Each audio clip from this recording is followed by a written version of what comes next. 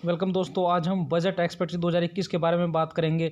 जैसा आप सभी को पता है, ज़्यादातर जो मिडिल क्लास फैमिलीज़ हैं, जिसमें कर्मचारी तबके के लोग आते हैं, वो इस बात को उम्मीद करते हैं कि अब की बार जो टैक्स की सीमाओं में छूट दी गई है या नहीं दी गई है, कोई स्लैब्स इनकम टैक्स का बढ़ाया है या नहीं बढ़ाया है। अब की बार जो बजट सत्र है वो दोस्तों 1 फरवरी को 2021 में पेश किया जाएगा केंद्रीय सरकार द्वारा।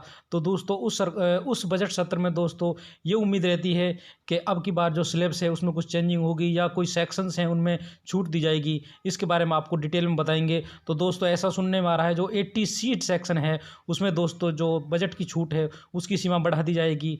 तो आप देख सकते बजट से संबंधित जो कि बजट एक्सपेक्टेड 2021 के बारे में बताया जा रहा है। इनकम टैक्स स्लैब में होगा बदलाव या सेक्शन 80C में बढ़ेगी छूट की सीमा।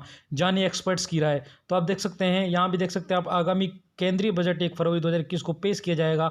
हर साल केंद्रीय बजट लोगों के लिए ढेर सारी उम्मीद लेकर आता है। मिडिल क्लास टैक्स दरों में राहत की उम्मीद करता है, तो देश का गरीब और वंचित तबका वहीं पर उस उत्थान के लिए सरकार की ओर देखता है। तो इसके बारे में आप देख सकते हैं, लोगों की नज़र इस बात पर भी रहती है कि बजट में कौन सी वस्तुएं महंगी होंगी और कौन सी सस्ती हो सकती हैं। इसके साथ ही बजट से देश की आर्थिक सेहत का भी पता चलता है। लेकिन ये सर्वविदित है कि बजट में लोगों की सबसे ज़्यादा नज़र टैक्स को लेकर होती है। बजट से पहले एक्सपर्ट को भी इकोनॉमी को देखते हुए अपनी राय प्रकट करते हैं, क्योंकि दोस्तों जो अगला महीना फरवरी का आ रहा है वो टैक्स का महीना है। उसमें टैक्स जो डिडक्शन किया जाता है, पूरे साल का जो इनकम होती है उस पर टैक्स डिडक्ट किया जाता है। तो उनमें अलग अलग सेक्शंस के दौरान अलग अलग छूट दी जाती है सेक्शन के अंडर।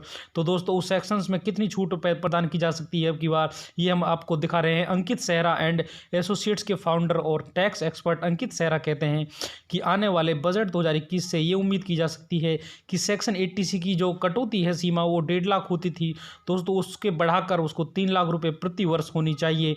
ये बदलाव निवेश को अधिक से अधिक बढ़ावा देगा और अंततः देश के समग्र विकास को बढ़ावा देगा।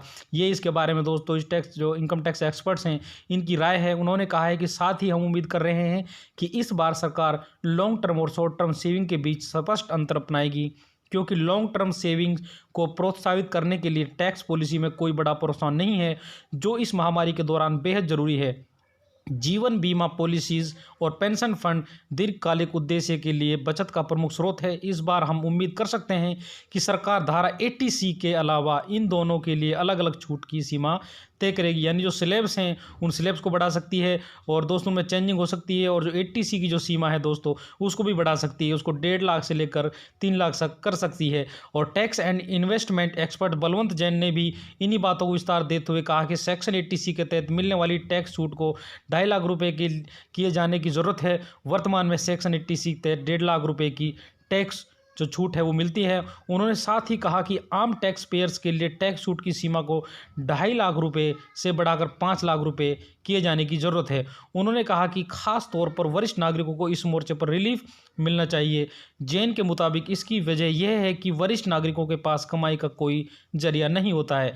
दूसरी ओर सेविंग पर ब्याज काफ़ी कम हो गई और मुद्रास्फीति काफ़ी ऊपर है। ऐसे में टैक्स की देनदारी से वरिष्ठ नागरिकों को दोहरी समस्या होती है।